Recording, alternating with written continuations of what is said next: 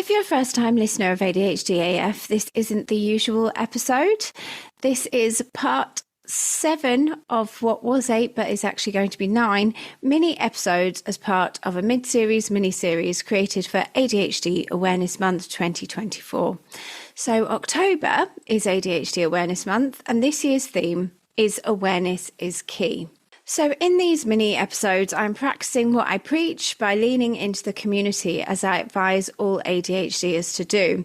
Now, alongside ADHD Awareness Month, October is also Menopause Awareness Month. And Friday just gone, 18th of October, was World Menopause Day. Obviously, I missed it, but I didn't realise what date it was on Friday.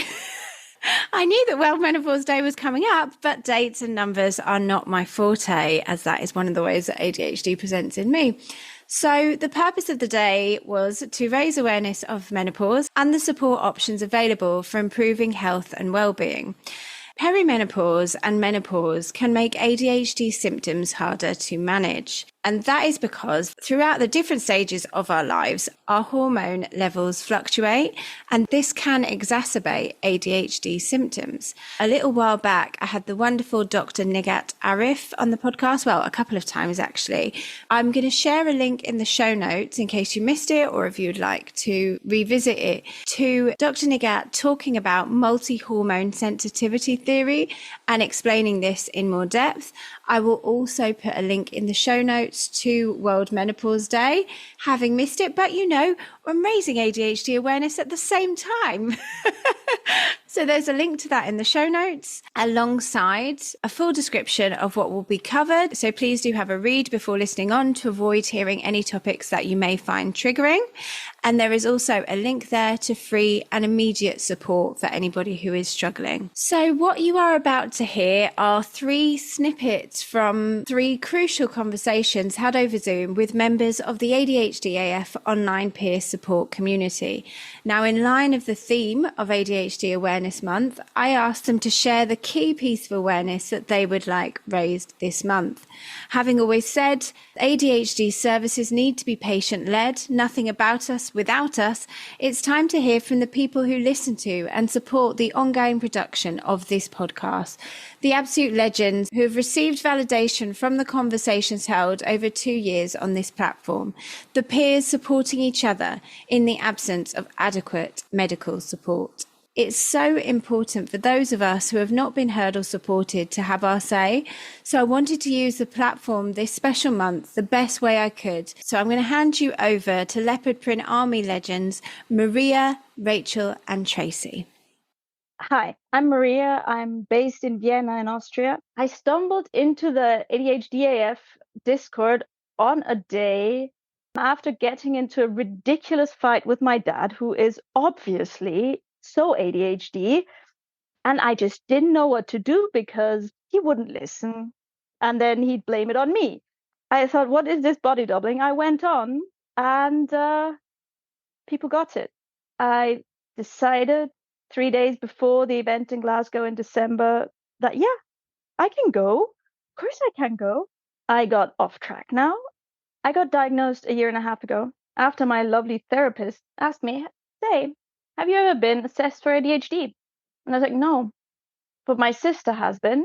So my sister is trans, and for all of the things she had to do to transition, she ended up getting an ADHD diagnosis. And even then afterwards, I'd be like, I forget everything, but I have systems and stuff like that. So I always was like, why do you just blame everything on, And I mean, it's been a thing. So again, off track. Then I started reading. I was like, oh, yeah, maybe.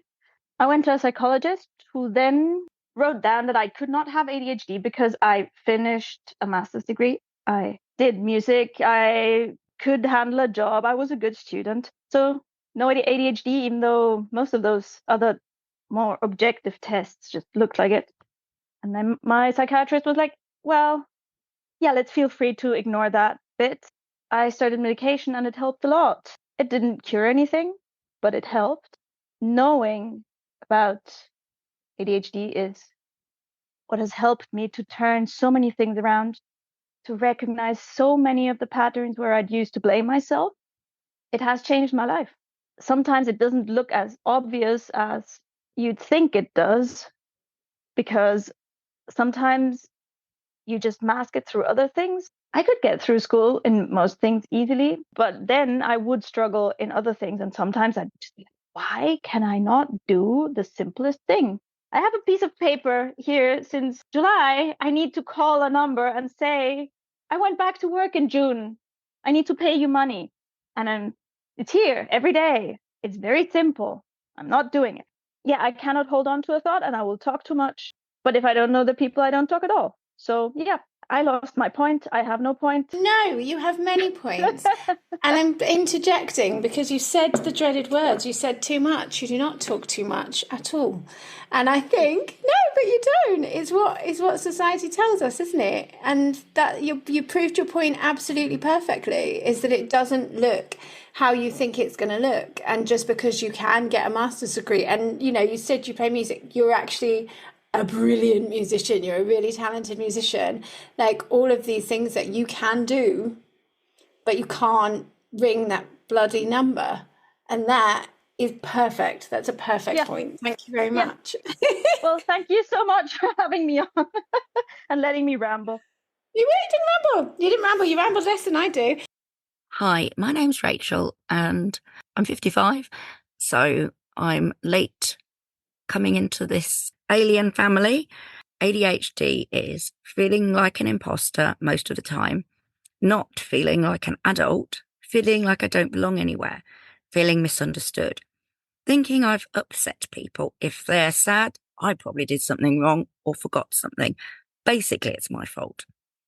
If I don't hear back from someone, they're annoyed with me. Then I panic and worry about messaging them again and being a nuisance. Always running out of time, rushing round, yet always getting there just at the last minute. Taking care when doing tasks, so it takes longer than other people. Not being able to stick to a job for longer than a few months. Either I get bored or feel like an imposter in the job, so leave before I get discovered. Always falling over, tripping over, and late to learn to ride my bicycle. To borrow from Nicole's phrase, at least I now know, probably because of imposter syndrome, why I am like this. Hi, I'm Tracy. I'm 44. I'm from Watford, Hertfordshire. I was diagnosed in July 2022 with combined type ADHD. Started medication, Velvance, in November 2022. I was diagnosed through Right to Choose, and I was one of the lucky ones. I only waited 6 months for my diagnosis, and then 6 months after that for my medication. Not so easy for my son. It took 13 years for his diagnosis for ADHD and autism, and I'm currently on the waiting list for my daughter, who's 15. She's been on the waiting list since she was 12. I would like the world to know how unfair it is that we have a postcode lottery in place and that people shouldn't be having to reach crisis point to be put on a 5-year plus waiting list for medication that will not only change, but in some cases save their lives. I've masked my entire life and was existing rather than living due to not feeling worthy of being me. Understanding my ADHD and taking medication has changed everything, and everyone should be entitled to that. Over the last 2 years, I've learned to become myself, not feel scared about being me. I've come out as gay. That was a massive shock to me and people around me. Through that, I have created a Facebook group called Late Bloomers UK. I've got over 1,000 members there are a lot of people like me that are late diagnosed ADHDers that should have known earlier, should have been able to live their lives earlier, and should have had the comfort and support of the group, and people around them that understood them many years ago. And everyone should have that right. Everyone should have that right to know who they are and their diagnosis. Enormous thanks to those three legends. Thank you, Maria, Rachel, and Tracy. It's funny because I'm actually on morning body doubling right now with 2 out of 3 of those legends, using this time to record the intros and outros and try and get the episode out because time is not my friend. If you would like to join us on Body Doubling and connect with a whole host of like-minded legends like these three, you can join the ADHDAF peer support community via the link in the show notes, where, as I said before, you will also find a link to free and immediate support. So this week, on Friday, the 25th of October, we invite you to join us for the 3rd annual ADHDAF Day, in which we paint the world leopard print to raise ADHD awareness. So in case you didn't know, the reason why the ADHDAF community wear leopard print is because the leopard is a symbol of Aberdeen, Scotland, where this podcast first began.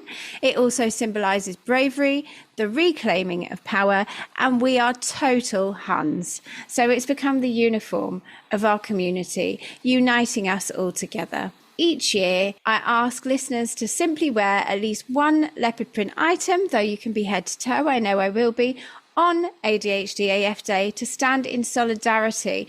And you don't have to have ADHD to stand in solidarity with the leopard print army and support the cause at a much needed time. And self-diagnosis is valid. And in a system so broken, you could be waiting the best part of a decade for life-changing, and in some cases, like myself, even life-saving assessment, diagnosis and treatment. It bloody well has to be.